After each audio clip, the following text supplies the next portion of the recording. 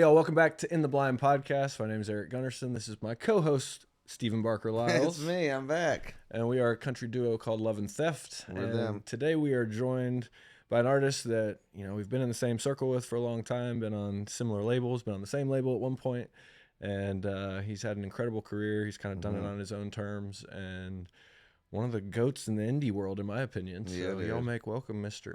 Aaron Watson. Man, thanks From for having me, Amarillo, fellas. right? Yeah, Heck yeah. big Amarillo, big A. Big A. Big A.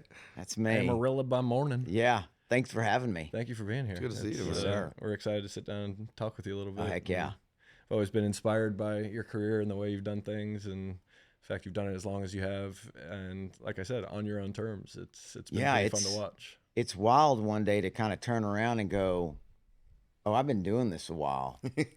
Because Yeah. I guess when you love what you're doing, and a lot of people ask me why I've always stayed independent, and I said, well, there's probably a couple of reasons. Like, I was very fortunate to come up in this Texas music scene where you could just do it on your own. Mm-hmm.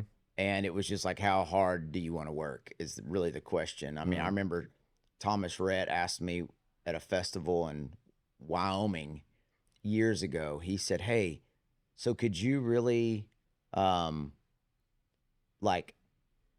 just play shows all year long and never leave Texas? And I was like, oh yeah.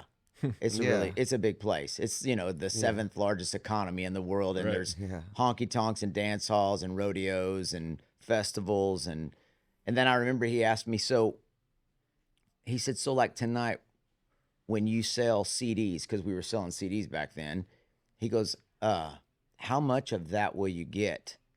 And I said, all of it. Oh, yeah, I love it. He's probably like, what? Yeah, and so it was really cool to have that music scene, that opportunity, where I could just get out there and work hard and write the songs I wanted to write and play live show after live show. I mean, I don't know. I think I've probably played around 3,000 shows so far, and we're working on our 25th album right now. It's crazy. So That's wild. yeah, I didn't know it was that high. That's awesome. yeah. So, but it's because I have the freedom to just put the pedal to the metal, and so, and the other reason I've stayed independent was, just out of survival. Yeah. It's like, I remember meeting with Universal forever ago, and they liked some of my songs, and were interested in doing some type of developmental thing with me, and they wanted me to move to Nashville, and I was like, well, what if I stayed in Texas and played shows, and I came up here when you needed me? And they were like, well, that's kind of not how we do it. And I was like, well, I said, as a young artist, wouldn't you want me to get the experience of playing live shows? And I've got so many of those stories at different labels of, would you be open to losing your cowboy hat? Would you be open to Oh, my dressing gosh. this way? Would you be open to not singing your songs? And I was like, well, at some point, like, that won't even be me. Right. Yeah. I won't Like, recognize that guy. Yeah. Do you want me to get a mohawk? And because, it's like, Frost my tips. at some point, then let me just sing a different, I like the Clash. Just let me go straight Clash on you. Right. Let me just play some good old like punk rock music. Let's just get real crazy with this. But I've always been very fortunate to be able to have that Texas music scene, to support me. I mean, I have no doubt that's how we've had some #1 records, is just having that loyal fan base, and then you get a bump from the rest of the country, and Yeah, and I think there's a lot of luck in it too. I mean, for sure. so Well, for us, I mean, we've done this 21 years now, and we've played in Texas a bunch. yeah. And every time we go down there, We're it's like a hit or miss down you there. feel like you're kind of outsiders Yeah, you because of the system and that community that Yeah. has been established, I think, for that very reason, to avoid the riffraff and the bullshit that Yeah. we get Yeah. caught up here in Nashville with. And hearing and playing on festivals with these Texas country acts and red dirt, whatever you want to call it. I Yeah. mean, it's just you felt like an outsider, but you were also almost jealous in a sense of the community. And it seemed like they were all buddies. It seemed like they rallied around one another. They toured together. They helped each other out. And that happens from time to time here in Nashville. But it's not the same type of loyalty and allegiance to the state, to the sound, to the people that make it what it is. And I think it's kind of a some culture. people get kind of turned off by it, but I've always been super intrigued by it just because it's so different than Nashville. And I don't know. Maybe you could speak to that a little bit. Just from the outside looking in, it seems one way, but is it that way like, internally? What's the selling out thing? Like, remember you see like Eli Young Band, Band, they sold out. I'm like, did they really sell out because they have a hit on country radio? Yeah, I've never What's really. that all about? I don't know. I've never really been like. I don't know. I think everyone's career is different. I mean, you can hear an artist and go, well, man, he's got a very, more mainstream sound, so that works for him, So I've never thought that, like, I always think at the end of the day, I like to think the best of an artist. That's nice. And at the end of the day, like, if someone were to just completely abandon their sound and they sign a big deal and they have a lot of success, I'd like to think that maybe they're just trying to be more successful so they can buy their mama a house. Yeah. So it's like, and I don't think maybe everyone understands just, there's how competitive it is out there. So it's like my son Jake is going to be a force to be reckoned with. I've been following him on him playing with you and stuff on your social media. He's incredible. Yeah, he's fun to watch. He's playing the guitar like crazy. His voice is getting better every day. He's frustrated that he's not the singer he wants to be. And I was like, bro, you're 19. Yeah. Have you even gone through puberty yet? I don't know. I didn't say it in those terms. I think I was like, bro, your balls haven't even dropped yet. Be patient.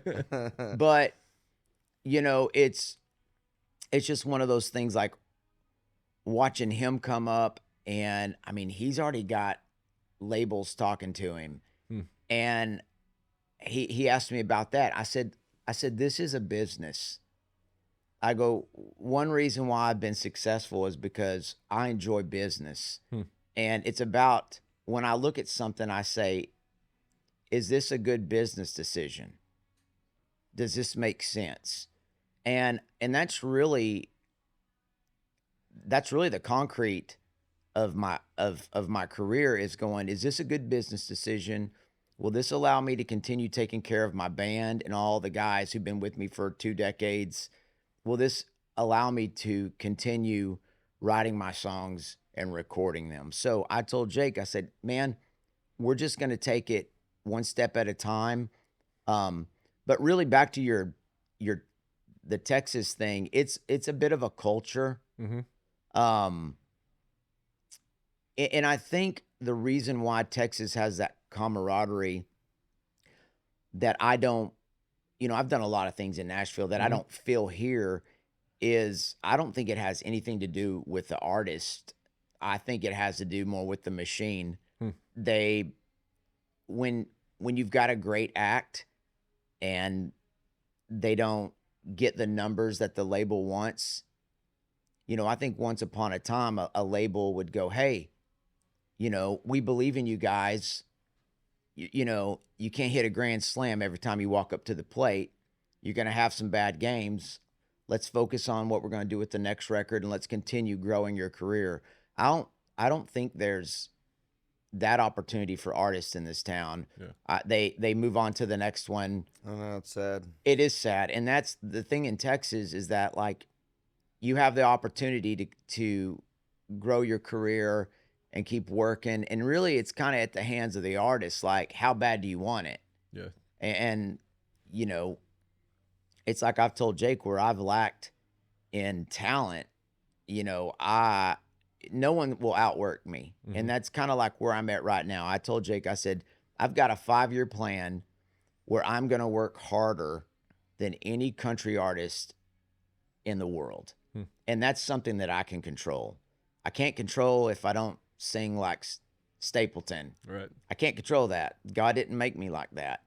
I can't help that I don't have dance moves. Right. But what I can control is me waking up every morning at 4:30 and writing and writing and writing, and then looking at those songs and going, no, I want to make these songs better. Like I always love it when Dr. Dre said, still trying to perfect a beat.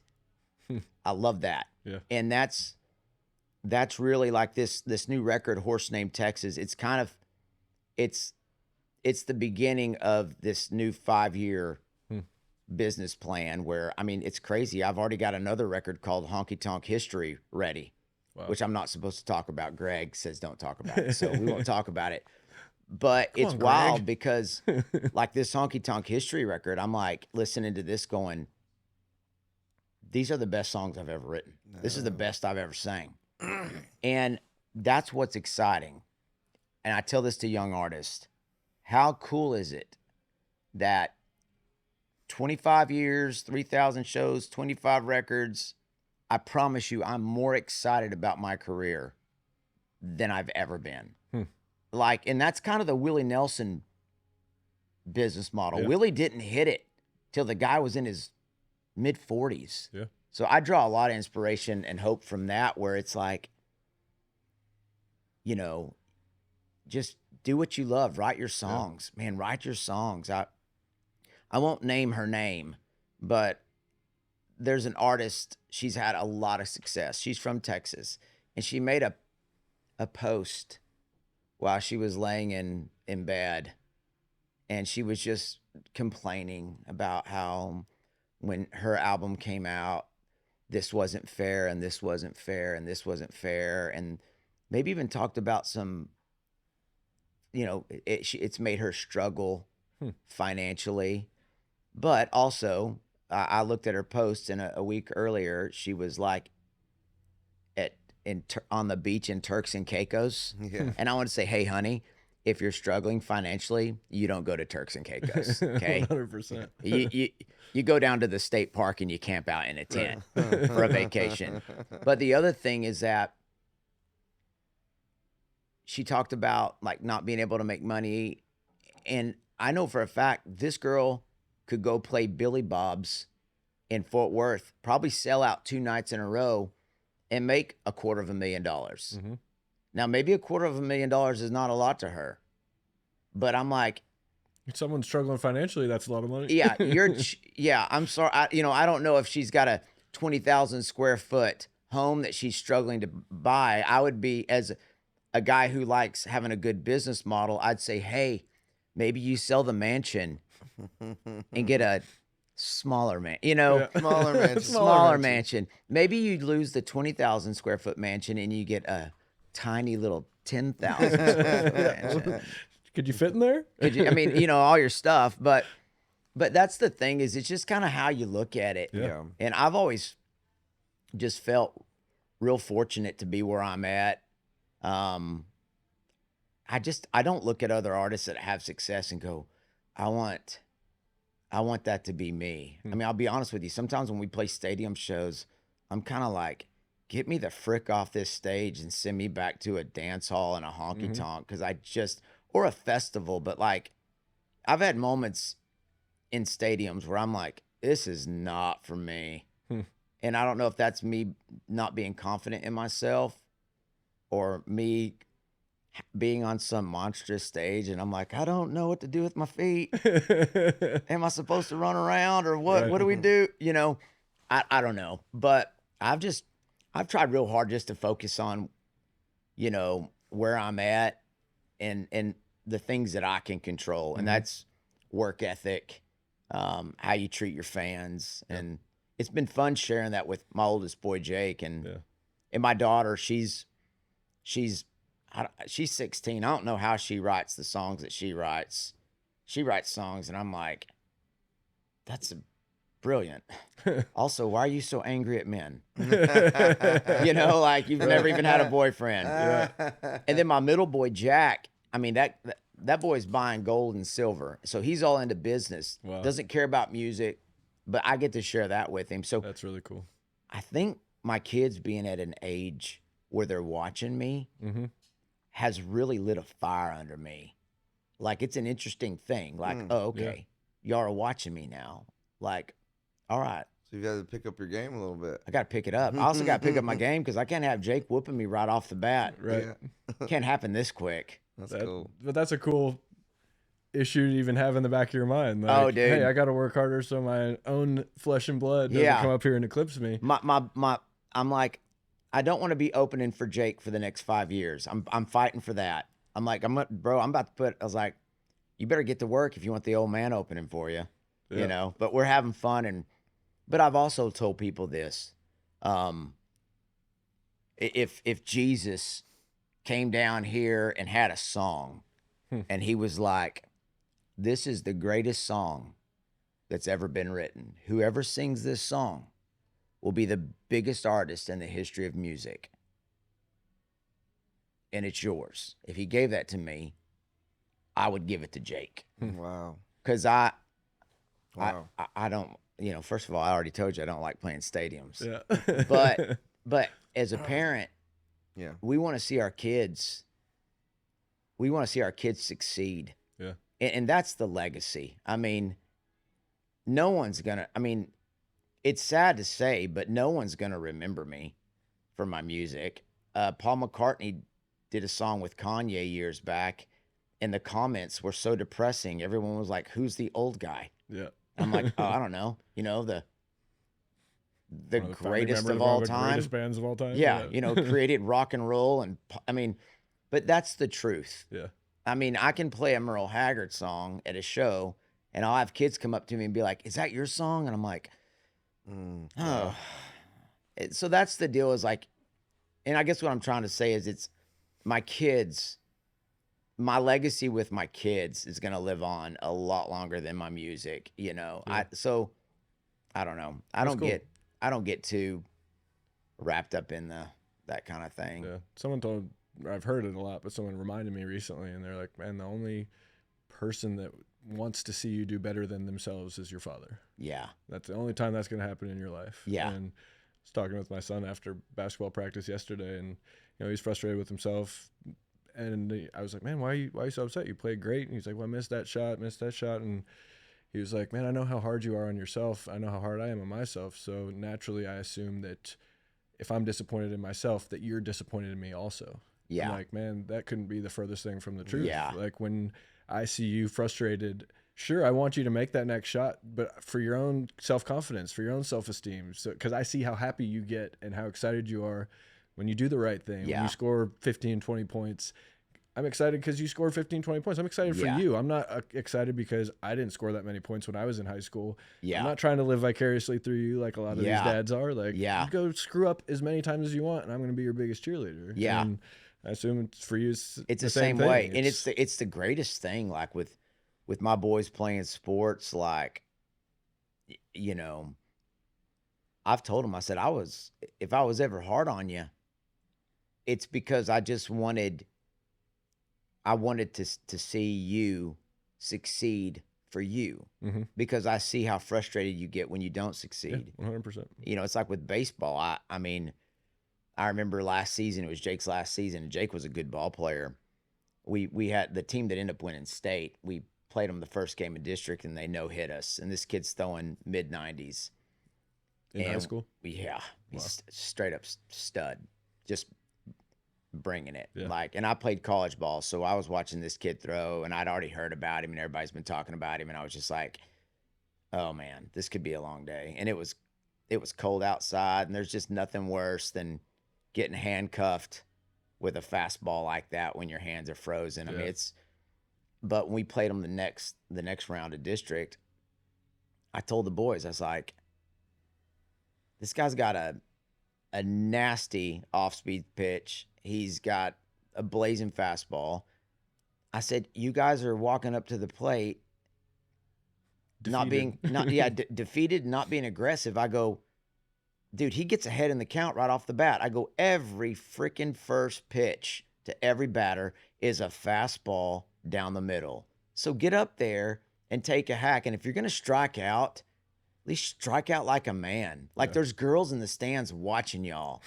Take a man hack up there. Yeah. Like, and dude, Jake was like 3 for 4 the next game against him. Wow. I mean, first pitch, I was like, first pitch, dude. I go, there's nothing worse than going up there and not swinging. And you look like, I go, at least get up there and take a hack. Yeah. At least look good as you come out of your shoes swinging. Yeah. And that's, And if no one else is swinging a first pitch fastball, you're gonna get in the pitcher's head by getting up there and hacking at it. I we mean, knocked that kid out of the inning or out of the game in the 3rd inning. Really. And it's because Wow. it was like, oh, he's just used to people laying over. Yeah, just got him rattled early. Yeah, I got him rattled early. So, and there's so much. I mean, baseball was a big part of my life, me and my dad's relationship growing up. And there's just so much of that mentality that I've applied to country music. You know, and I was telling a young artist that he's so talented. He went out on the road with this last week. He's friends with Jake, Colton Dawson. And Colton, that kid's 19. He is a singing son of a gun and can write a country song. That's awesome. And he has these big dreams for this first record. And I said, I hope it happens. I said, I hope all that happens for you. I said, but if it doesn't, be disappointed in that moment and then get over it and go write a better record. Yeah. I said, this is not you want a career in music. And that's the thing. It's called a career. Like I have a buddy that out of college went to work at the bank in our town. I mean, had a 4.0, made great grades. When he got that job at that bank, he did not start off as president of the bank.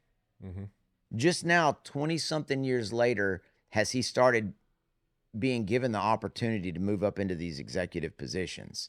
So many of these artists today, they want it and they want it right now. Yeah, they do. And they want it now, now, now. And for the ones that get it now, that's great. That's great for them. And I've told them, like, dude, you're an anomaly. You're lucky and you're talented, but you need to scarf up all these fans right here, right now. Because sometimes as fast as you go up, you can come back down. That's true. So, you know, I kind of tell these guys, I'm like, man, build a career, build a career and keep working. And at the end of the day, do it because you love it and write songs to make people happy and songs that make you happy. And I mean, I hate to say that I dumb it down, but I always say, shoot for the stars. And if you end up hitting the moon, that's still pretty good. Yeah. But I don't know. What do I know? Well, you've done it a long time, and Yeah. I think you know a lot more than most people. Well, it's in the business in general, not necessarily in this town, but I mean, you can't you learn. trade experience for anything. Yeah, that's true. It's like when I tell people Jake's going to school, I said, well, he's going to school at Abilene Christian University, but also he's attending, HTU, Honky Tonk University. Yeah. And he's on the bus with me, and I mean, just my band, just Road Dogs. I mean, I've got a couple guys been with me for 19 years. Wow. That's so wild. yeah, so it's like, and Jake's such a good learner. Like he just soaks it all up. Yeah. So Is he the kind of kid that wants to also go to school just to learn that side of life and business No. and that type of stuff, or is he just doing that? I think 'cause he's pleasing. He's trying to make mama make you happy. Yeah. Yeah, we're gonna do online classes so he can Be on the road. start being on the road and opening shows and doing stuff like that. But yeah, his mom, she's been just it's about the experience. Yeah. You need, be It's like, about- honey, what kind of experience do you think he's getting out here on the road Yeah. with me? I'm like, come on. Oh, we're having experiences. Come on. Yeah. We eat steak every night. Come on, That's let's go. Yeah. Does your whole family get to come out on the road with you at all, or? I mean, I know your kids are a little Not older. often. Not really. Now with yours being the age they're at, like something starts happening around 13. Yeah. Where they start getting real social, lots of activities. I mean, Yeah, I'm in the thick of that right now. It's Yeah. just every day. It's Every hey, Can day. you take me here? Can you take me here? I Oh, got yeah. this sports training. I got this. I want to go see these friends. It's like, It never gosh, ends. Doesn't stop. and then once they drive, Mm. like literally. We were talking about that last night. I was like, I wish he did have his license. Yeah, once they start like You can give them hardship once. Yeah. get one of them hardship lot. Yeah. Yeah, they can start driving earlier. Just like, yeah, come on. Oh gosh, you know, in our we live in a we live out in the middle of the country, and I mean it is not rare to see some like 13-year-old boy driving to get milk at the grocery store, Yeah. and you're just like, Barely sees over the oh steering yeah, wheel. you're just going, wow, okay, here we are. But it's fun. They don't get to come out as often, but with everything they have going on. But you know, and it's for years I stayed away from a lot of opportunities because I just couldn't handle being gone from them. Yeah. And now, I mean, I used to come to the front door, guys, and they would all tackle me, and I'd drop my bags, and it was the greatest feeling in the world. And now I go through the front door, and sometimes in my head, sad music starts playing.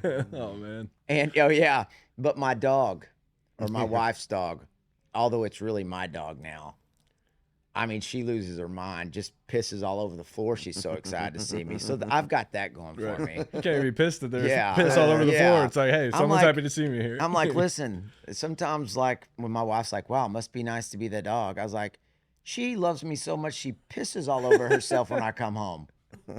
Maybe if you guys show just a little bit of excitement. You guys start pissing yourself. You guys like, start Mom, pissing yourself. React different. You know, Dad's gonna, you know. That's so funny. Yeah. But That's funny. But it's fun. But it's kind of given me the freedom to kind of pursue my career, focus on my career a little bit more. That's cool. So it's kind of nice. It is nice. Yeah, I'd say we're in a stage of our career. It's like having 13-year-olds, and we both have a 6 or 7-year-old or 7 and 8-year-old. Yeah. You're right. It's hard because I feel like when we are gone, and we have been gone, we've missed so much. Mm-hmm. And with my first son, it's like I've been grateful kind of for the slowdown since COVID because Mm-hmm. I've been able to experience more of my youngest's life, and I feel like Yeah. I should have been there for more. Granted, Yeah. I'm trying to just provide for our family, but you know, I it's feel like I that. can't get that back. I can't remake memories that I didn't get Yeah. to participate in. So. You'll never regret. You'll never ever regret being there. Yeah. Like, you're never gonna go. I mean, I don't know. Like, when I think about some of my best musical moments, they're so far down on the totem pole compared to like being there. You know, for my kids, I'll say this: some of my toughest moments are me being out on the road, and I've got Jake's game on Game Changer. Mm-hmm.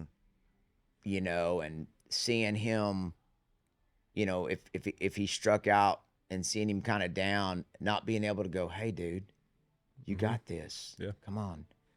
Because, you know, and there were times where I'd call my wife and I said, go over there and give him the phone.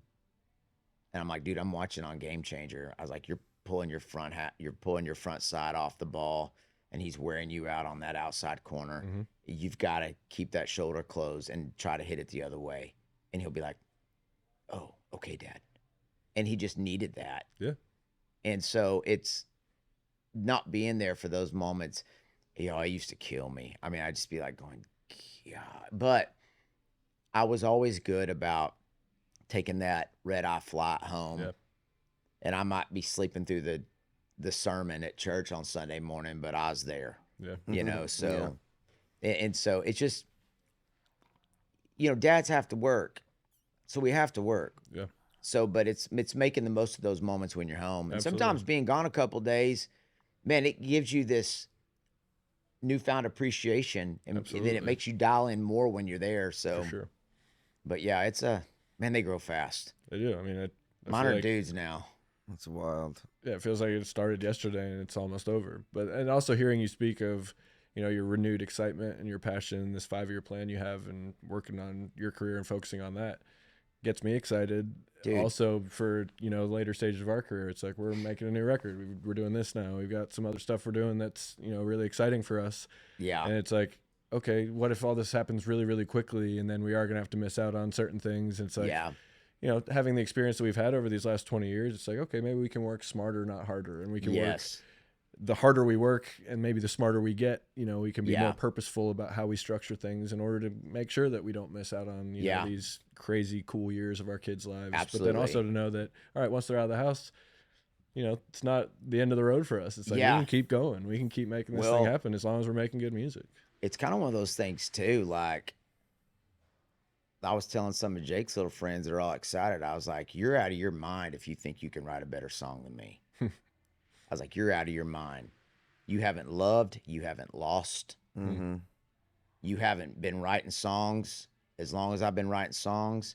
And like, I'm straight up, I'm dialed in right now. Like this, I'm not supposed to talk about the new, the record I'm working on right now, but I'm hearing these songs going, oh man, like I'm figuring some stuff out, and I can already listen to stuff on this Horse Named Texas record. I was not thinking differently yet when I recorded Horse Named Texas. Now I'm stoked about this record. I mean, I can't wait to have this record out. I mean, we've got like, it's got some stuff on it, and there's a bunch of songs, but that record for me is the beginning of the new phase. And man, I mean, I kind of went through some stuff. I mean, I've had 2 vocal cord surgeries in 4 years. I jinxed myself. Don't ever tell someone, when someone says, hey, have you ever had any vocal issues? Don't say no. Don't say no. I got a rubber voice. Yeah. Because it's rubber till it ain't. It's rubber till it ain't. It's rubber. Yeah. So that took some stuff getting through that, but it also made me, when you have vocal cord surgery and you can't sing and you're forced to take time off, man, it makes you look at things differently. Like, first of all, how fragile life is. Dr. Simpson, if you guys ever need a great laryngeal, blah, blah, whatever that guy, if you ever need a great doctor for your vocal cords, I mean, he was at Vandy, then was down in Texas, and now he's the head guy up there at UAB in Birmingham. Dude, he has taught me so much about just taking care of my voice. But also his office, you share a waiting room with cancer patients. Wow. Yeah, and there was a dad there in a wheelchair with 2 young kids. He did not look good. And I remember that was the day I went in to have the surgery. Mm-hmm. And seeing that dad and his kids, I made my mind up right then. If this surgery doesn't turn out great and my vocal cords are messed up, who cares? Because I have my health, and if I have to start up my Watson landscaping and pool cleaning business, then, you know, my dad was a custodian, did what he had to do to take care of my family, and I was like, that'll be me. So, you know, that thing really opened my eyes to just how lucky I am, how fragile things are, and that's where I really was like, man, I want to focus on making better music, writing better songs with meaning. Now, not all of them have to be deep, but I want to walk away from a song and go, man, that's a song. Yeah. You know, that's a song. And it's like, not just listening to fluff, like digging into, you know, Guy Clark and Mickey Newberry and, you know, just all the legends, and just going, man, okay, why were these songs so great? Right. You know, Jimmy Webb stuff that just, you hear it and you're just like going, golly. And just kind of taking time to study and just try to, and that's the deal. Like, there's no reason why you guys can't go out and make the greatest record of your career. Yeah. I mean, think about before kids, before wives, I mean, when we were young, really, what did we know? Realizing now that we didn't know jack shit. We didn't know anything. We thought we knew everything. Yeah, we did. And so, you know, back then you're just trying to write, like, I want to write a hit song, a catchy, fun hit song. It was literally that shallow. But Yeah. now, once you live and, man, I'm seeing my mom and dad, like I almost lost both of them last year, Man. and realizing I don't have much longer with them. And those are the facts. And losing some friends, you realize like, oh man, we've got experiences to share. Yeah. We've got something to say. So that's exciting. That's the exciting part of life is like, man, you know, I mean, I'll say right now, it's like, you know, me and my wife get into an argument and, you know, I'm just red hot pissed off and ready to pack my bags. You know, I'm like, well, I could actually pack my bags and leave, or I could just write a song called Leaving, you know? And it's Yeah. like you capture that emotion because those are real feelings. Yeah. Those are real feelings. Like my wife, she's got her stuff together. I don't. You know, I don't have my stuff together. Like I'm not the one throwing stones. I'm the one getting stones thrown at them, Yeah. you know, in that Bible story. You know what For I'm sure. saying? Like Absolutely. I'm not the stone thrower. I'm the one being like, oh, dang, stop chunking stones at me, Yeah. you know? But you take those real emotions Mm-hmm. and you put it into a song. Yeah. And just, I don't know, it's just, songs intrigue me. Yeah. They're, It's my favorite thing to do is write songs. it is, it's literally the only thing I can't think of anything else that God gave us where everything else to make that table, you can't make that table from nothing. You got to have the wood. Everything else to make something, you got to have something. Mm-hmm. It's like the law of matter or whatever, Right. but not a song. Hmm. A song is something you can create just from like heart and soul. Yeah. And you know, and there's just also some like, you know, something like spiritual about it, like that's hard to explain. Like you can make it like you know that feeling when just a song came out of nowhere and you wrote it and you're like, that's good. Mm-hmm. That's a good song. Mm-hmm. You didn't have to buy it. It came from you. It's something you created. Mm-hmm. And that's just it's hard to beat that feeling, It is. you know? I think in that for me, I'm a recovering addict. Like that for me is the addictive thing about music. Oh, yeah. And that feeling that you get from that. And like when you write a song, like you said, and you're like, oh man, that's good. And you That's kind of look good. around. It's like, oh, I did that. Like It'd be healing too, right? It can It's be. so I healing. mean, it's healing. It's everything in one. Like the whole process of writing a song, the things you have to pull from emotionally, the physical pain that you sometimes feel. Yeah. It's an experience, and it's better than any therapy session I've ever been Dude, to. it's the best. It's Yeah. like it's the best. It's the and I'm sure I use it as therapy. I mean, it's cool when you love something that much and it's also gets to be your job. Yeah. That's when you know you're lucky. And so like one of the songs on the new record's called Pontiac, and it's a cool song. Like when I write a song, I'm like, I don't think, oh, this is going to be huge on the radio. I think, oh, this is going to be so fun to play live. Yeah, That's my cool. first natural, which is probably not always the best way to think, but but that song, Pontiac, I don't know how old I was. I was 4 or 5 years old, and my mom and dad got into a knockdown, drag-out argument. And I was already in bed. I remember my mom yelling at my dad. I remember she slammed the front door. My bedroom was the converted single-car garage. And so mom's car was parked right there. So when she fired up the car and she left, I was pretty disturbed by it. And I remember I walked into my dad and I was like, Dad, you know what happened? You know, I'm just a little boy. And I'm sure my dad was like, oh, she's fine. She'll be back. right. I'm sure that was my pops, right? Yeah. And I'm sure mom just drove down the street to my Aunt B's house, because I have an Aunt B, of course. And I'm sure they had Diet Coke and cooled off, and she came back home. But I'll never forget, mom,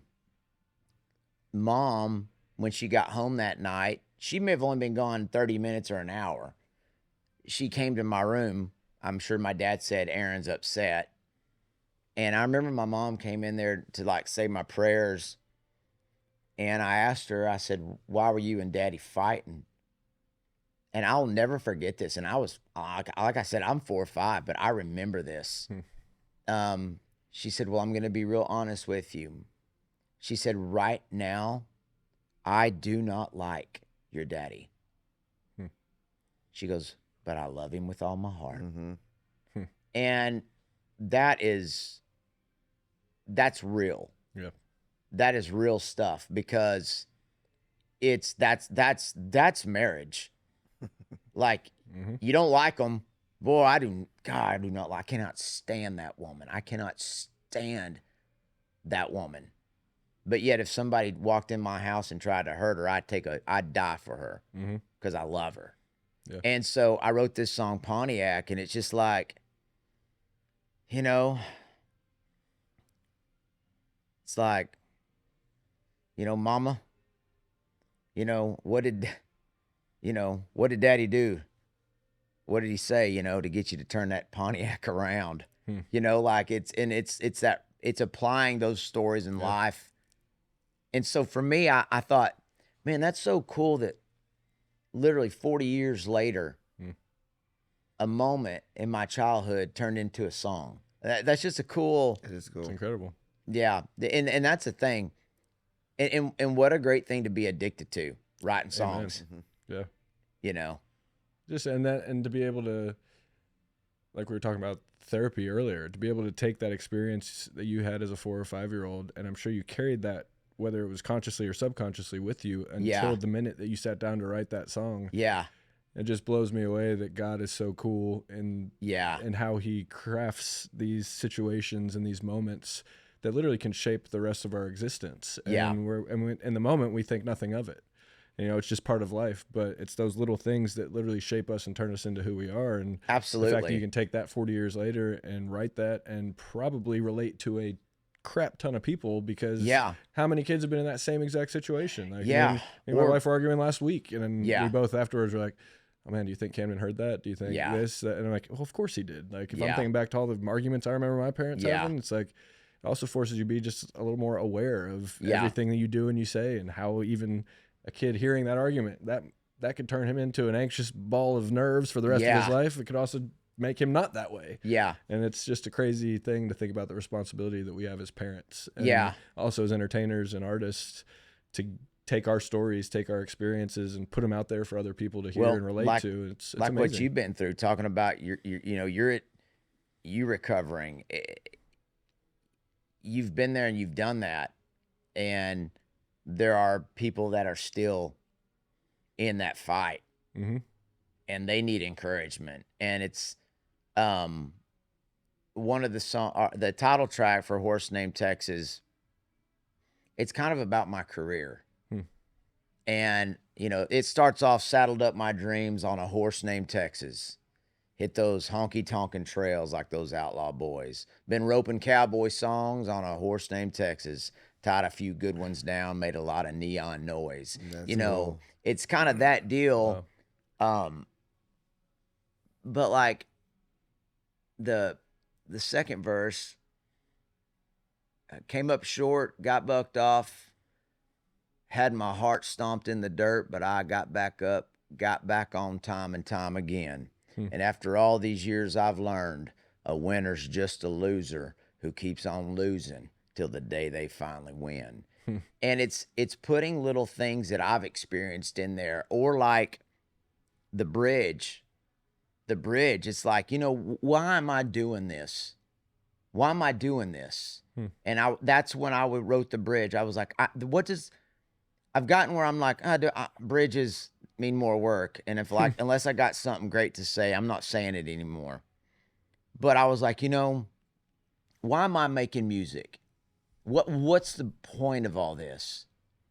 And I wrote, if I choke or wind up broke, God knows I'd do it all again. 'Cause if I write one song that saved a life, wouldn't that be worth it in the end? And think about that. You sell, what would be better? Selling millions and millions of records, or literally just a simple song saving somebody's life? Simple song saving Simple someone's life? song saving somebody's life. And if you put things in that perspective, then it's like those are things you're doing it for the right reasons. Yeah. And if you end up selling out stadiums, then that's great. If I did not have a great crowd in Knoxville on Thursday night.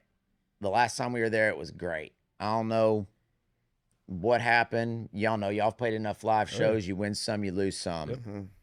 And, there's nothing more like, and I'll just be real honest. You look at the fact that this place can hold 1,800 people, and I've pre-sold 8% of, we've got like 300 people in this place. And at first, there was a little bit of disappointment, like, we're a long ways from home. But then I got up on that stage. There were 300 people so excited. And I literally told myself in the first song, Watson, stop being a freaking baby and have fun. Yeah. And then I got over my diva. Right. Now, when you have shows like that, do you have your son on the road? Does that kind of change how you approach it? Just knowing like, all right, Jake's going to be in these same situations. Like, he needs to see me being a good example and getting out there and giving these 300 people the show they want and that they paid for. Totally. And not let my ego get the best of me. Or 110%. 110%. And I've always been good at, once I'm in that moment and I'm on stage, it's not about me anymore. These people paid money. But now that he's watching me, we played someplace and it was a tiny place and probably held about 500 people, and it's sold out, packed, and we had so much fun. And so in the middle of the show, he's over there smiling. I said, hey, come here. So the guitar player is like soloing. The band's so good, it's ridiculous. I mean, I do not deserve the band that I've got. But I said, Jake, come over here. And I was like, look at this. I go, this will always be good enough. This will always be good enough. That's awesome. And he was like, yeah, Dad, because I've heard artists complain about, I heard a guy one time talk about just like it's not like it used to be. We were playing this, and now, we're playing these 8,000 capacity sheds. It just made me want to I almost threw my phone. I think I thumped his face on my phone for saying something stupid. It's like, poor little baby. Yeah. But it's keeping it in perspective, man. I mean, it's like, once upon a time when we were young, we'd have given anything just to have 10 people sing a song we wrote. Oh my gosh, totally. Yeah. So, I don't know. It's nice to be at a place now where it's like, okay, I've done some things. I've learned a lot, made a lot of mistakes. I can pass that down to my son and other artists. Like, hey, I did this one time. Don't do that. Right. It's a fun place to be in. So, but it's also, dude, thanks to Willie Nelson and that old Redheaded Stranger record, man, it's up to us. It's up to us. I mean, I've got a lot of Willie's first, I've got Willie Nelson, live at Panther Hall in Fort Worth, Texas with, I don't know what year he recorded that. I don't know if it's like 64 or 65. And he's got Johnny Bush playing the drums. And, Willie covers Yesterday by the Beatles. I mean, you hear that record and then you hear Redheaded Stranger. Like, it's so cool to think of how far he came. And Waylon as well. My dad, with Waylon being a West Texas boy, and I'm a West Texas boy, and Dad is a West Texas boy. you know, Waylon was a big deal before he was a big deal. Yeah. But to see how his career evolved and his music changed, like, that's just exciting and very inspirational. I mean, it's like we've got a lot of heroes to look up to and be like, hey, if they did that, we could do that too, you know, or at least try. Yeah, for sure. I think it's so easy to get wrapped up in the numbers and the social media game that everyone's trying to play now. And, oh, well, you don't even get talked about in the label discussion, you know, unless you have these numbers, you have this, you have that. And I think it gets me personally frustrated, but then to look at a guy like yourself who's been doing this 25 years, have 25 records out. Yeah. I mean, it's incredible. So I'm curious with this new kind of model, at least the Nashville model, and it seems like music in general, where it's all single driven. It's all just about the next drop and having this peak in, you know, social media and stuff.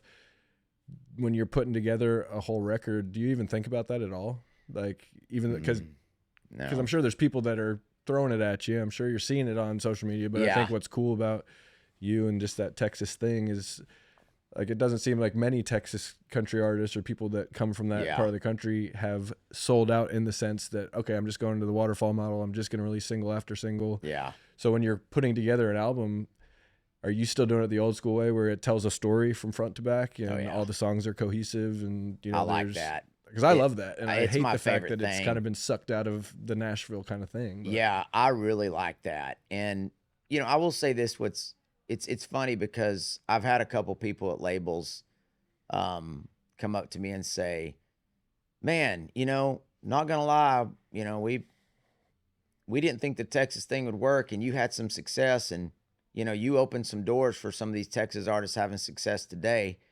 And I was like, well, thanks. You know, I'm glad I could be the guinea pig. Right. But at the same time, I'm like, it's silly to think that because music is made in some other state. Like, I was like, you know, West Coast rap was popular in West Texas. The Beach Boys were popular in Kansas. Yeah. You know, it's like, it's really funny, like, to put music in a box. I'm like, you ever heard of the Beatles? Did any Americans go, that's not going to work? They're from a different continent. I'm like, it's so silly. Also, it's funny, too, when you think that these major labels put so much weight in an app that's owned by China. Yeah.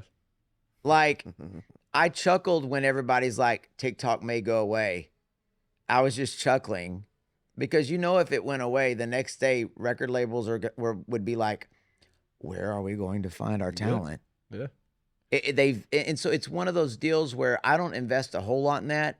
I will say this, like, probably 10 months ago, I decided to start taking social media serious, and I've had a little more fun with it. But you are absolutely hilarious, by the way. I'm ridiculous. My favorite thing is your social media. Just the way you... I mean, you're absolutely hilarious. Well, it's so good. I've been having fun with it. I got some good ones coming up this next week that I've kind of been saving for the album. I can't wait to see release week. But yeah, but it's having fun with it, entertaining people, not taking it too serious. I mean, trying to be good-hearted with everything. But, you know, I will say that it's like, once upon a time, when I made records, I would literally, not to say I didn't want to have a song that sounded like a hit, but like I would have something and be like, oh man, that sounds too much like a hit. and I would almost be like, I don't know if I would shy away from it, but now, like I love yacht rock. I love a big old fat hit. Yeah. Pop means popular. 100%. And so for me, like, I've never been, like, my playlists are so random. Like, I've had different phases of my life where I was all into Graham Parson. You know, I've had phases of my life where I'm into, you know, just different types of music. And that's shaped me as a writer. Yeah. But now it's like, I mean, dude, we recorded a song last week, Honky Tonk History. I told the guys, I was like, This is a dang good country song. Let's make it sound like a big old sexy radio hit. Nice. Dude, it was it was like it was fun. Yeah. It's got steel guitar and this and that. And here's the deal. If these outlaw media people on Instagram and this and that, if they don't like it, I don't care. Mm-hmm. Because it's like I've had people say like, well, you don't like apparently I'm not outlaw enough for their little outlaw party. Right. And I'm like, well, done some pretty outlaw things, and I'm so outlaw that I don't care about your little outlaw club. It seems like the outlaws that have to tell you about it and talk about how outlaw they are, they're generally not the badass that they're putting themselves out there to be. When you're having to wear the outlaw clothes and walk around like with this kind of outfit. No, that's exactly that. That's the pimp daddy. That's what that is, bro. Pimp daddy. I like it. Looking like a country pimp. That's the country pimp look right there, bro. Pimp. That's a pimp. I'll take that. Yeah.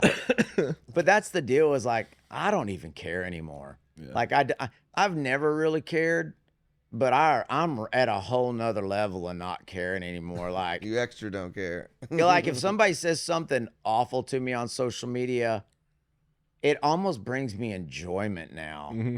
Or like my like if someone says something, I'll be like, either I say you're not wrong or you're not my mom. And it's like, those are my two, like, that's awesome. They say something awful about me, I'll be like, you're not wrong. Which just fries their mind. Like, it's like the best way to disarm someone. It's Yeah. like, wait a second, I need you to be defensive right now. It's like, it's just one of those deals where it's like, I'm just having too much fun with it. Yeah. And I think it's also too, I think it's great that you guys, just from the stuff we were saying before we started recording, that y'all have been doing this for a long time, but at the same time, you're open-minded into how can we do it better? How can we evolve? Because there is a lot more opportunities now than there was when we all got started. Absolutely. I mean, some kids singing, lip syncing somebody else's song and it going viral, and then you get a record deal from it. It's crazy. It's wild. I was talking to my boy Jake about Bailey Zimmerman. And I said, Jake, what I like about Bailey Zimmerman is the fact that I saw a video one day and he was like, hey, guy, he's a complete spaz, which he reminds me of all the turd teenage boys that are at my house 24/7. Right. And, which we were all like that. 100%. But he's like, hey, guys, just wanted to apologize. Had a really bad night singing the other night, and then he said something about, like, basically it was like, I can't even believe this, like 3 years ago, I was living in a basement. I mean, and that's the thing, like, he was very real about it. And or he'll be like, still can't believe I have my face on the side of a semi-truck trailer. Yeah. He's very, like, what I like about that kid is he's very, he's gracious. Yeah. And he's real about all of it, it seems like. Yeah. From my perspective. He seems gracious. So whether you like his music or you have to, that there's a lesson there. Yeah. That he's gracious and he's thankful. And that's the American dream. Yeah. Good for him. I've heard he didn't come from much, and he's able to do a lot for his family. Like, heck yeah. Like, that's the story I want. That's the kid that I want to see go big on TikTok. Yeah. The one that's thankful, the one that, and there's the others that think they're the best thing since sliced bread, and just give them a few more years till they lose their little teenage cuteness. Yeah. And let me ask you this, like, for us getting to do this podcast, we get to interview a lot of young upcoming artists. And when we were coming up, maybe it's just me, but like first time we got to play the Grand Ole Opry, like I wanted to know everything about the Opry before I showed up there that day. So, if someone asked me a question or something, I didn't look like a young idiot that doesn't know anything. But like, I felt like I tried to be a student of country music. I didn't grow up listening to nothing but country. I listened to all kinds of stuff. I mean, just literally most eclectic taste ever. And that came from my grandparents, my dad being in music, my mom liking her stuff. I think Michael W. Smith, Stephen Curtis Chapman. Heck yeah. You know, there's a lot of that. Well, I love me some Stephen Curtis Chapman. Me too. But I would argue that this new generation, like, let's put it this way. Like, if we were to go play a writer's round 20 years ago and there was an artist that was on that, we knew every artist in town with a record deal, without a record deal. We had seen him play showcases. We had seen him at writers' nights. And like there was a certain level of respect that you had for these guys that kind of paved the way that came before you. And I not because it's an ego thing or anything, but like you asked a lot of these younger artists, like they have no clue who we are. They have no clue who half the artists even that have had charting singles are. Like they just don't seem to care. No. And it's like, I remember we were almost taught by like even at Lyric Street, like we went to media training and there was a certain level of, okay, you need to know what happened in this business before you got here so you can appreciate what it is that you're doing. And maybe at that point it was because it had stayed so similar for so long. And I think in the last 5 to 10 years, it's just gone ape shit. And there's so many different ways to get from point A to point B. But have you seen that at all? Have you noticed that there's just not any respect for kind of those legends that kind of came before and paved the way? Yeah, like 110%. And I mean, I've, just like there's a kid, I text messaged him back and forth as he was getting started, and then he was going through some stuff, and I sent him a nice text just like, hey, keep your chin up, you're gonna be all right. I mean, the fact that little turd couldn't even hold his finger on the message I sent and give it a thumbs up, and then you start hearing other stories and this and that, and so it's just that it's that being, 10 foot tall and bulletproof stage of their lives where, I think they're just gonna, I'm sure if I could go back and see the 18 me, I'd probably slap me in the face. Oh, for sure. But also too, the Opry. I did not get to play the Opry. It took me 15 years before I got to play the Opry. Wow. And now, like, I follow the Opry, and there'll be some kid on there doesn't even have a record out and has 1,200 followers on social media. And I mean, I'm glad for that kid, but there was a different standard. But now I will say this from a business perspective, I see what the Opry's doing. Yep. And it's pretty brilliant. They've opened it up to a much bigger crowd. Like it's not this exclusive club that it once was. Now they're bringing a lot of youth into it, which has got to be giving them a lot of exposure for sure, with social media, which I get it. And I don't have a problem with it. I mean, they can do whatever they want to do. I've had great experiences with the folks at the Opry, and it's anytime you get to play, I geek out honestly more over playing the Ryman, which first time I got to play it was with Stephen Curtis Chapman, which that's cool. Yeah. This was one of the first few times we got to play it too. It was with him at the Sam's place. Yeah. There. And and that was cool for me. I got to bring my dad, who had literally played Stephen Curtis Chapman songs for his entire church worship career and stuff. His Speechless album that came out in the late 90s it meant a lot to me. Just the production, those songs. One of my favorite Stephen Curtis Chapman experiences was we were at Disney for Christmas, and he was the guest speaker for the candlelight ceremony. Wow. And so we bought tickets for that, and I texted him and I was like, hey, do great tonight. And he messaged me back and was like, well, come by and say hi afterwards. That's cool. Just sitting there, it was like, it was what a guy. It's unreal. Yeah. What a song stylist. Mm-hmm. Oh yeah. When you think about it, like, so yeah, that was That was a lot of fun for me. And I'm the same way where, yeah, do I love Waylon and Willie and George Jones and Keith Whitley and, you know, but it's like, yeah, but I also, you know, it's like on the way over here, Greg and I, we were listening to nothing but the Kinks. And I'm like, why aren't the Kinks regarded as one of the first, like, more hard rock bands? Mm-hmm. I mean, dun, dun, dun, dun, dun, dun, dun, dun, dun, dun, dun. I mean, it's like, dude, it's got distortion on the guitar. And I'm like, why don't they get the credit they deserve? Listen to all these hits. Yeah. And so it's like listening to all kinds of music. And I've talked to Jake about that. I'm like, Jake, right now, I'm like, bro, right now, everybody wants to sing like Keith Whitley. Mm-hmm.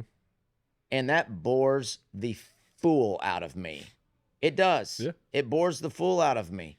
And I love Keith Whitley. I've got, Same here. you know, when Zach Top came out, when I started first seeing his videos, I don't know if it was 2019 or 2020, I told Jake, I was like, dude, this kid is like Skaggs and Whitley put together. Mm-hmm. And I was like, this is some good stuff. Well, it tells you something because Zach Top is all the rage. Mm-hmm. Yeah. And he signed to a small record label, Mm-hmm. which means that every major just completely missed the boat on him Mm-hmm. because that it's too country. It's too this. I mean, in 2017 at the ACMs or CMAs, both, I'm going to tell you, it was me and about 3 other dudes wearing a cowboy hat. Yeah. And now, All of them. y'all, they just all walked out of the old boot barn. I mean, some of them I want to say, hey, give me your hat. We got to shape this thing. You got it out of the box. You wearing your hat backwards. Yeah. Like, there's some of them where I'm like, you know, there's one artist, and I like him. I'm not going to say anything, but one of his press photos, he's all dudded up now, and he's got his boots kicked up, and there it's that shot at the bottom of his boots. Brand new. His boots don't look like that. I was like, You dude, can see the name of the boot company dude, there I was like, perfectly on you the got to bottom. go scuff them things, bro. Yeah. First of all, you got to scuff them as soon as you get them out of the box, or you'll bust your butt. I'm trying not to scuff these things. You know what I mean? Hey, well, yeah, Dang. but because those Santa gave me these. well, those are vintage, bro. Vintage. The old You clearly had AJs. to kill a cow to get those. So. Dude, so for Christmas one year, I got a pair of the Jordan, I don't know if it was the 3s or whatever I had in the 7th grade. Yeah. That's what I wanted for Christmas. Was it the black and white ones? Oh, yeah. Those were so fired. I'm going to tell you. I put them on, and my daughter was like, no, no, Dad. I just couldn't pull them off anymore. Right. I don't know. Now, do you I think don't it's know 'cause what you couldn't happened pull it to off, me. or she was just so used to seeing you in boots, or like what Maybe you she normally just would really wear? hurt my confidence in them. But then my boys, like a couple of years later, are wearing the same size shoe as me, so they got put to use. Yeah. Well, But I that's had them in there, and I was like, these are still like one of the greatest looking shoes ever made. They Like, are. God, good. Yeah. Jordans, man. That's our childhood right there. it is. Like, you could have on old jeans, an old t-shirt, but if you had on some Jordans, that made everything better. It did. It did. Yeah. Yeah, you get a girlfriend Yeah, you just could. by having Jordans. I remember I only got one pair of Jordans when I was a kid because my parents didn't have a bunch of money or anything. Yeah. But I remember I treated those things like they were gold. They stayed in the shoebox. Like I only wore them on special days. Like Dude, I was the same way. My grandmother would buy them for me. Nice. So Shout out, Grandma. yeah, I'll be like, so my very first pair, she bought them for me, and then I used them for basketball season and was like taking care of them. And I'll never forget one day, like I had a blowout, the air bubble like busted, and I was pretty devastated. And so when I was walking, they were making this, like weird noise. And I was pretty upset about it. And I took them back up to like the old Foot Locker, and I had the box and they still looked good. And I was like, this thing, you know, I was like, he goes, let me go talk to my manager. Dude, he walks out with a brand spanking new pair. That's awesome. He was like, here, man, sorry about that. And I was like, what? Wow. That's incredible. Score. One of the best moments of my life. That's Yeah. a pretty good Just want to one. say thanks to that guy at the Foot Locker back that in doesn't happen 1990. anymore. Shout out. Like, to all right, that. call Wherever our you corporate are. people and then file a dude. claim, and then maybe we'll send them to you. But you have to pay to ship them back to us. I mean, I started back all over like spring semester with another new pair Brand of new kicks. shoes. That's awesome. Oh, yeah. That's good times right That's there. a good one. So you're talking about you have this new record that's already ready to go and finished, and you haven't released the one that's about to come out, right? Yeah. So when's the street date for that? And Man, I don't even know yet. Like, we've got, this sounds insane to say, but we've got 4 different projects already started. 4.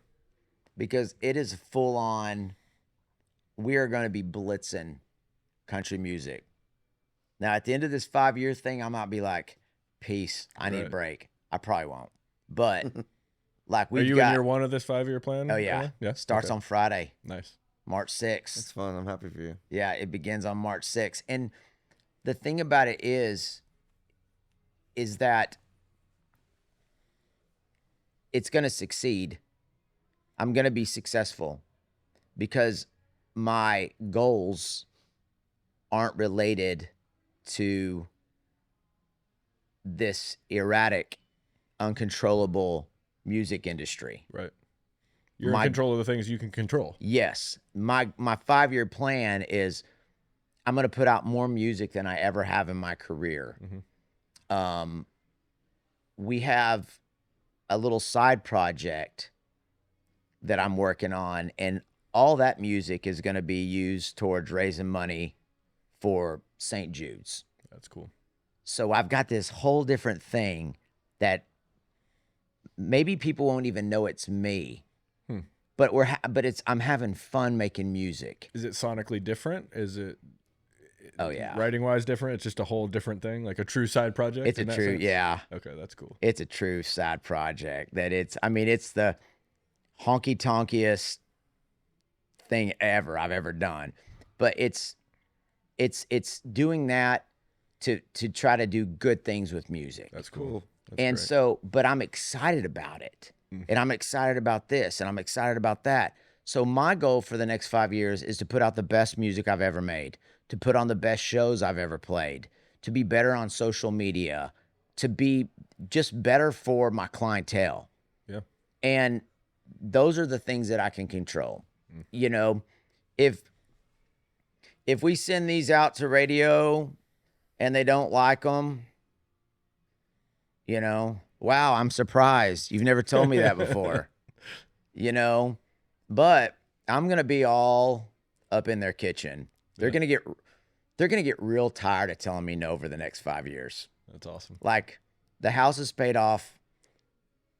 The kids are grown. I've told my wife we are going for broke the next 5 years. And she's like, what does that mean? I'm like, that means that you might have to get a job in 5 years. Enjoy these next 5. and Enjoy the hopefully next it goes 5. really well. and we're just Hopefully smooth sailing. it's great. But these are you got one life to live. Yeah. Yep. You got one life. And it really, that really hit me with the vocal cord surgeries. My mom, almost losing mom. She was in this rehab facility where I think they just more put you there if you're going downhill. And I remember walking by this one room and I could see clearly into this room, and there's just this old man in bed. I mean, just not much of him left, you know, looked like he weighed 60 pounds. Man.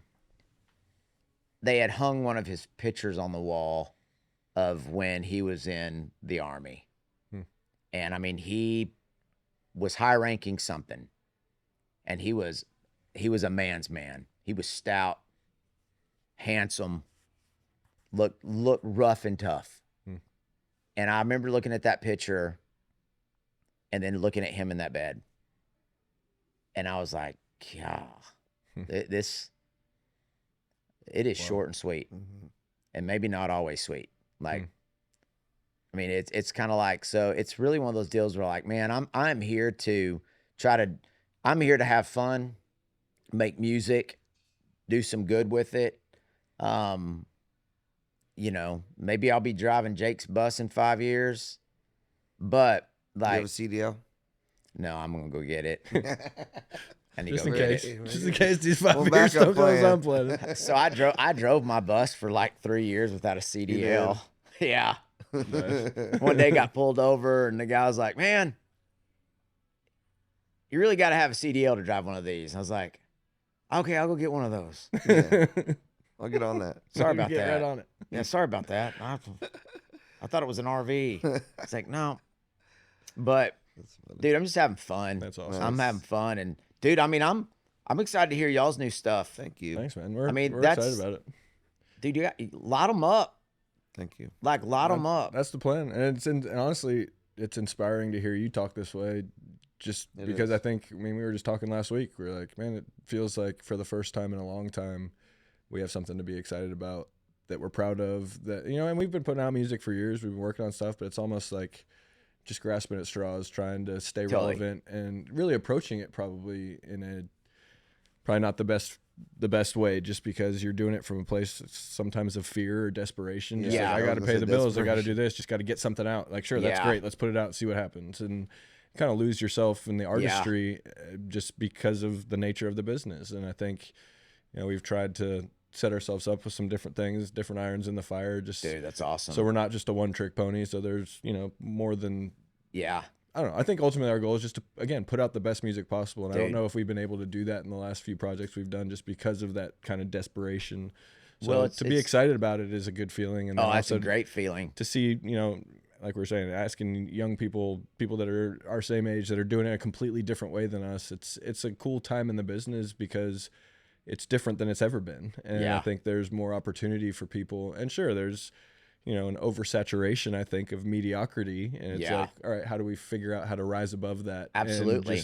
And I think for us, it's just consistency, doing what we've always done and just staying Yeah. true to the music. And I think people see what's authentic. And when we try to fake it and do something else or chase a fad, people see it right away. Yeah, And absolutely. even if you're trying really hard to hide it, like, they sniff it out. The listener's way smarter, Yeah. I think, than we give them credit for. And That you've gotta believe in yourself. Mhm. I mean, it's like I can sniff it out with people.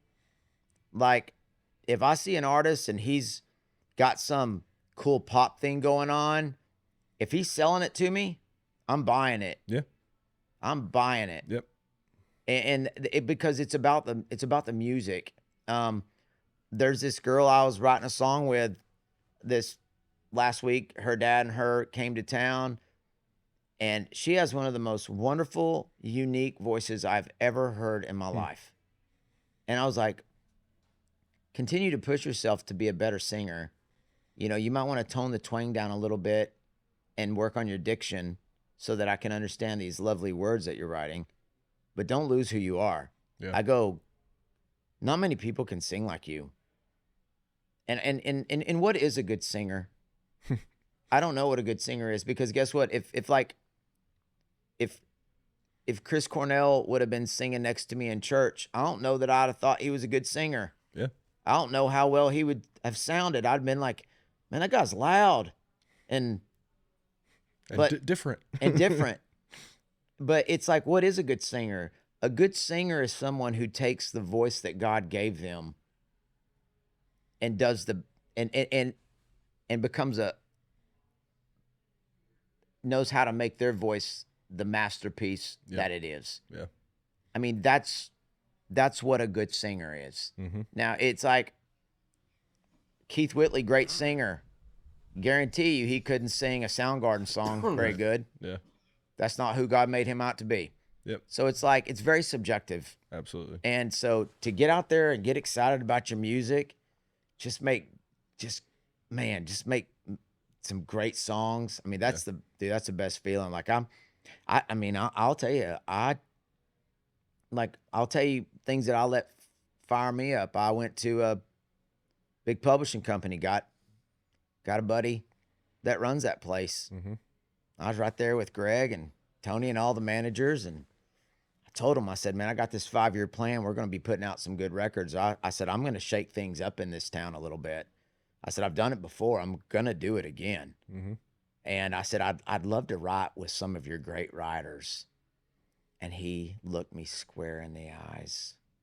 And he said, man, a lot of those guys probably wouldn't be interested in writing with an artist at your level. And he actually did this. So at least he didn't do that. Wow. But I Chest said, tie still. yeah. And That's weird. So when we walked out, I joked with Greg. You know when in Dumb and Dumber, when Jim Carrey walks out of the filling station and he sees those guys there and he goes, big gulps. Like I walked out and I was like, big gulps, huh? All right. I was just like, we kind of joked out of it, but I'm going to tell you something. Like that lit a fire under me. Mm-hmm. Yeah. I mean, it pissed me off in a good way. And I'm like, dude, there's going to be some songs come out and there's not going to be his 6 best writers all there together. It's going to be my name. That's my name. Just my name. Me, myself, and I. Because I worked harder. I didn't show up at a cubicle to write a song with these 6 great writers. I don't believe that the 6 best writers in this town can write a better song for Aaron Watson than Aaron Watson. Because also, guess what? That song I worked on, I put it on the anvil for freaking 4 months. And I hammered it out and I hammered it out. And it would wake me up at night. And I would get up and go, that's what I've been looking for. That's what I've been trying to say. I wake up, I go, that's the thing. Like, that's something that me and you guys can control. Bring in those great writers. Great. It takes 6 guys to write a song. Like, I don't know. No, I think I'd bet Chris Christopherson would have some opinions on that. Yeah.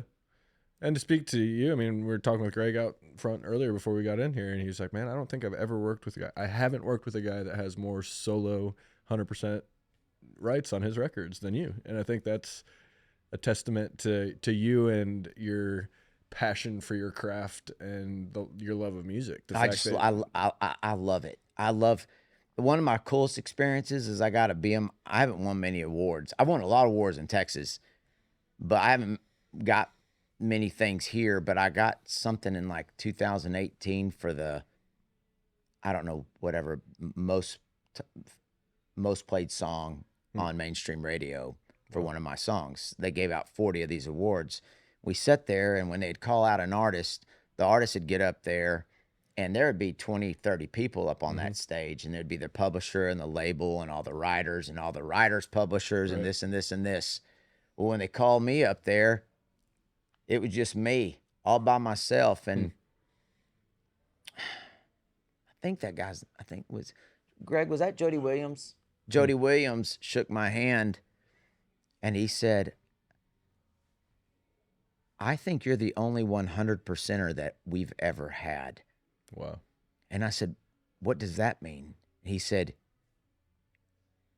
you're the sole writer, you're the publishing company, and you're the record label. And he was like, that's pretty cool. And I was like, oh, that is cool. That is cool. And all the proceeds go straight into my wife's purse, you know, just more for her, y'all. So I don't get paid regardless, but I do get there is something but I do at the same time, I do like co-writing. It's really a treat for me when I do get to write with some great writers. Like I do enjoy that. I just don't get that opportunity very often because I'm touring or I'm at home in Texas. But because the level is not kidding. Big goal. You know who you are. You know who you are. But I just would like to say to that guy who may see this, thank you for saying that I'm here and not here. Thank you, my friend. That's true friendship right there. But it's letting those things, man, it's letting those kind of things go. Okay. All right. And it's using, man, it's let that fuel your fire. Yeah, and in your case, it seems obviously, and you said it has. But dude, I do know plenty of people that would have gone to that same exact meeting and been like, all right, it's time to hang it up. Yeah. I've obviously run out of runway here, and my time in this town is over. Like, Yeah. that's there's tons of people that just give up, and the fact that You got to get that after fuels it. you is incredible. Well, It's- it just, I mean, it's like we said, we got one life. Yeah. This is so fun. It is fun. It's so freaking, like, we're doing this today. Yeah. yeah. Like, we're not throwing tar up on a roof Mm-hmm. or digging a ditch. Like, you know, Heather was like, hey, Wednesday is going to be a really long, hard day.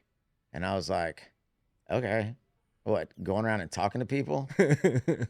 You know, now if Heather on Wednesday takes me out to a construction site and You hands gotta me pour a a 40 shovel, foot by 40 foot concrete pad. yeah, then I'm gonna go, you were not kidding, girl. I did not expect that on release week. It's actually content day. We're Yeah, it's shooting you content doing day. Construction. Where you're gonna be driving T-post all day long, but It's a great shoulder workout. It's- And yeah. Trust me, your fans are gonna love it. they're gonna like this. But we're just so lucky to get to do what we do. Yeah, I mean- couldn't agree more. Even with our careers,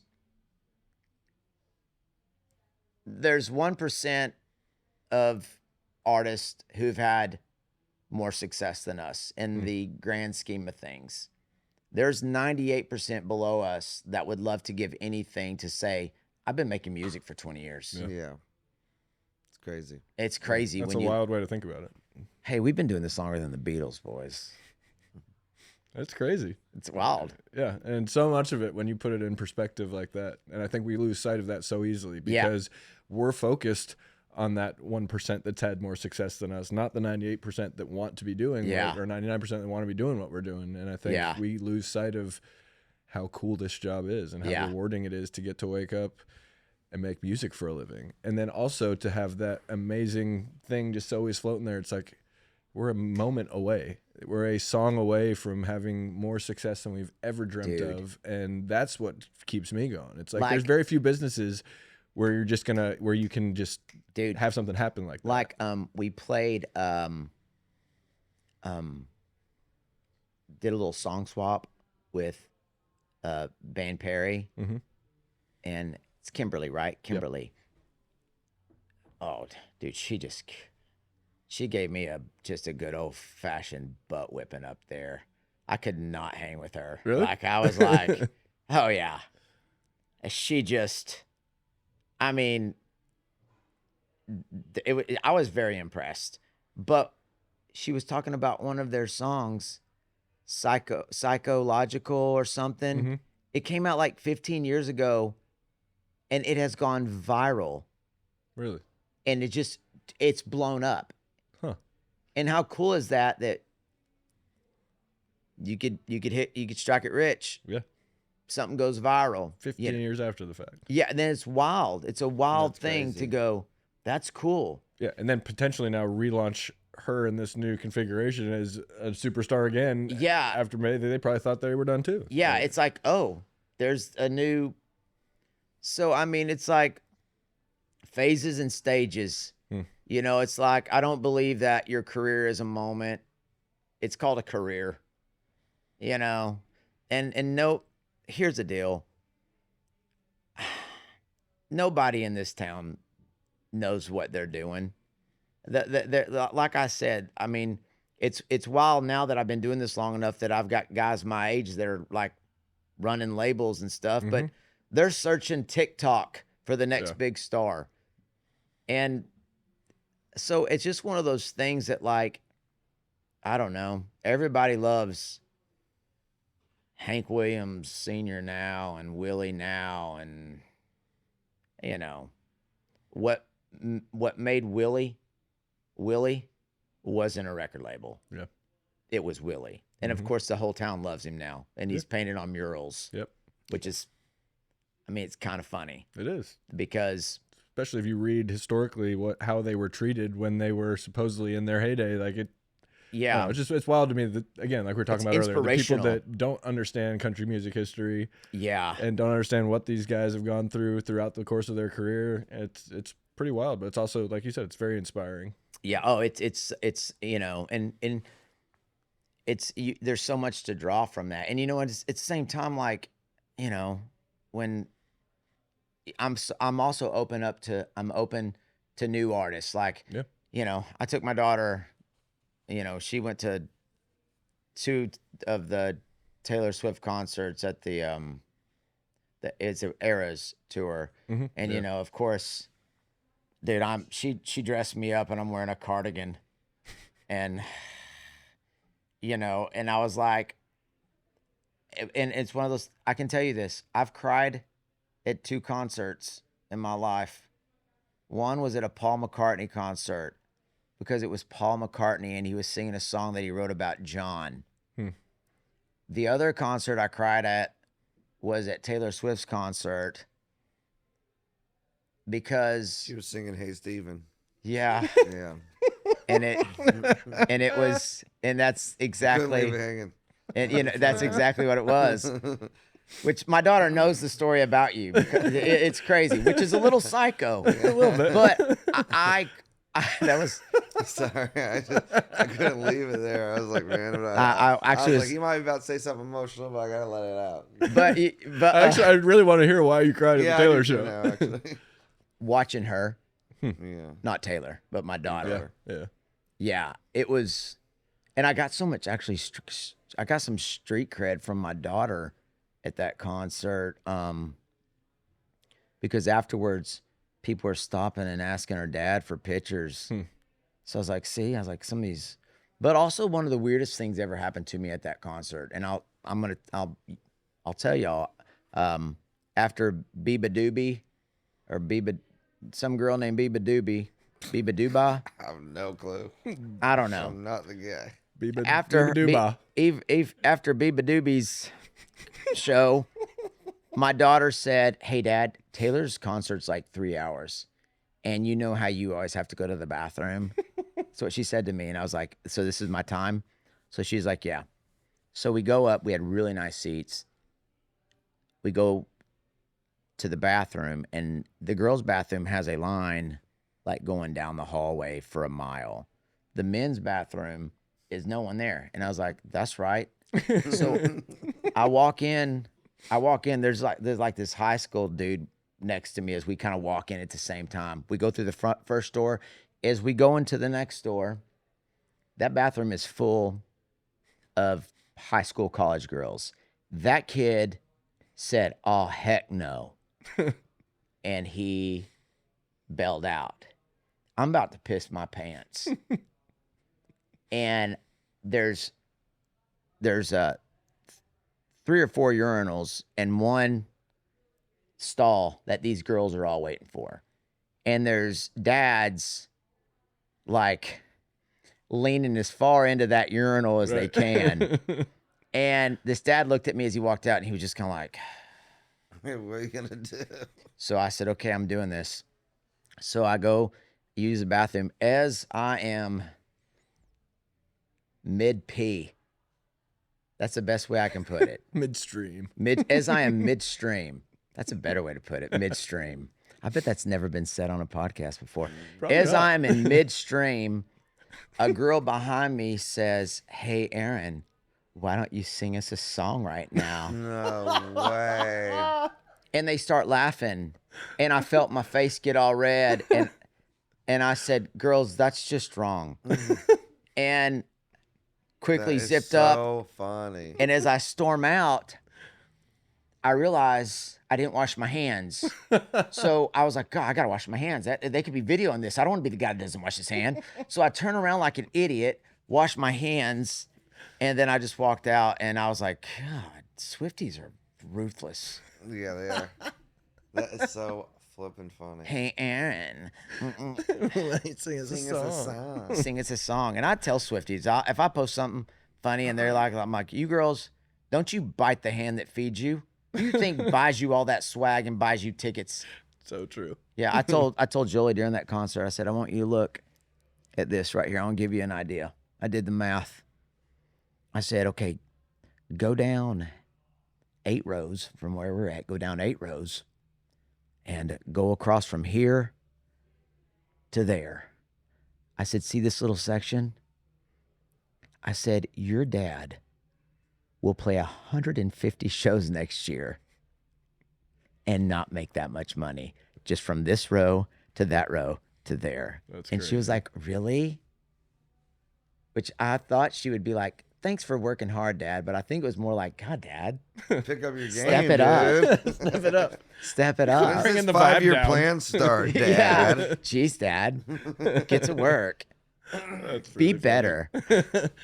Go make more money so I Go can make more money. so I can have more things. Or maybe it's like, well, maybe you should play 200 shows a year instead of 150. yeah, then you can make more than the Taylor's Yeah. gonna make with this Yeah. section and merch tonight. Oh, but getting to experience music with the kids, And and that's awesome. it makes it all, it reminds you why you're in it, why you do Yeah, it. absolutely. So, well, dude, I'm pumped to hear this new Thank new you, man. album. Thank you. Let's swap numbers and let's Absolutely. write a banger, as they say. Yeah, do they it. say Let's that. do it. Man, Or really, something that can't- slaps. Is that the other? it's Yeah, that it's got one. to slap. It's got to slap and bang. Yeah, slap and bang. It's Let's- all these negative things that the music needs to do to, You know, to be good. I need to start messing up the saying. Be like, let's write a slapper. Slapper, a knee slapper. Yeah, let's write a. Y'all want to write a slapper. It's like my dad when we'd pull up listening to rap. Like I remember my dad be like, "What you boys listening to? Is that old Snoop Dogg Doggy?" I can still hear him say it. That's some like any rap song that would come on. My dad would go, "Is that Snoop Dogg Doggy?" No. Is that Snoop Dogg Doggy? No, Dad. That's so funny. Yeah, Snoop dude. Dogg Doggy. Snoop Dogg I'll start Doggy. calling him that too. That's awesome. Yeah. That's my new name for Snoop for the Yeah, rest of my Snoop life. Dogg Doggy.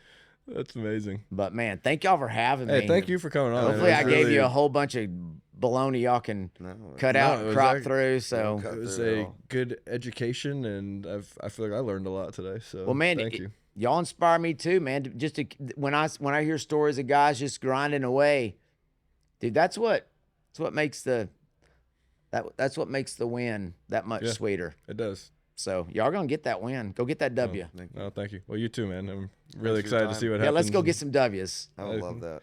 Let's go do it. Let's do Appreciate it. you, man. Thank you, fellas. Thanks, man. Aaron Watson, y'all. Go check him out. Socials, everything. He's all over the place. We'll see y'all next time. Thank you.